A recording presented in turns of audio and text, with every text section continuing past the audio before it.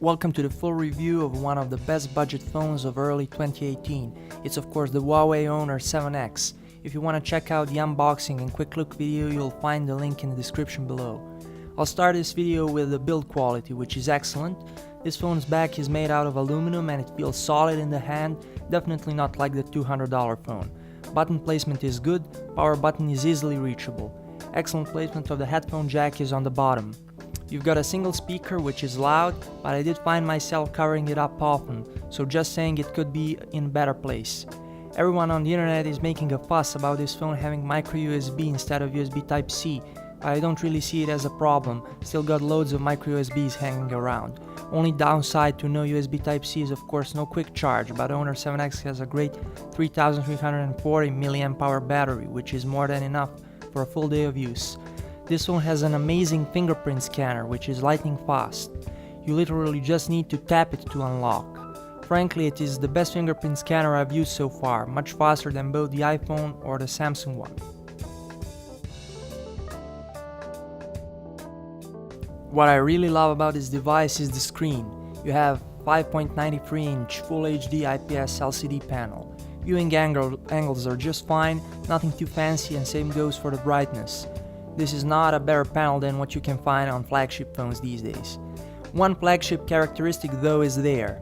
You've got 18:9 screen ratio, combined with those thin bezels, looks really stunning and is an eye catcher. Honor 7X does it all.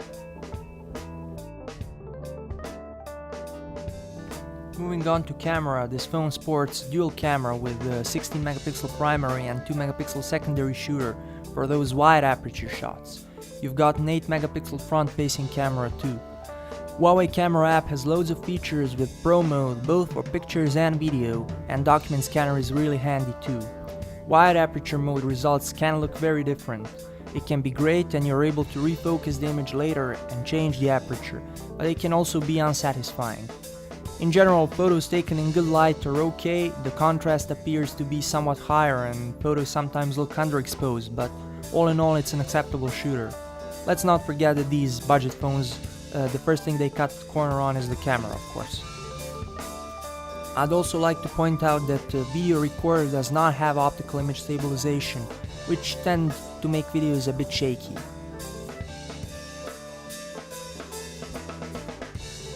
Moving on to software, this phone runs on Android Nougat 7.0. It has started receiving Oreo in select countries, not yet on my phone. Huawei's got their own EMUI skin running over, which resembles iPhone in some areas such as settings menu. Overall it's fast, fluid, with only occasional slowdowns, nothing too big. Comes pre-installed with loads of bloatware apps and games, which thankfully you can uninstall most of them. Huawei's ease of use features are worth mentioning, they call them smart assistant tools. You've got one-handed UI, which really helps.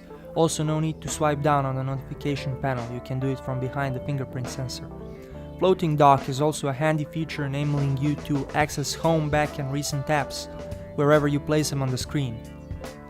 I won't go through detailed specs, you can read those yourself, but what I can do is tell you about this Kirin 659 chipset is that it has more than enough power for all everyday stuff, from browsing the internet to watching videos and multitasking, thanks to 4 GB of RAM.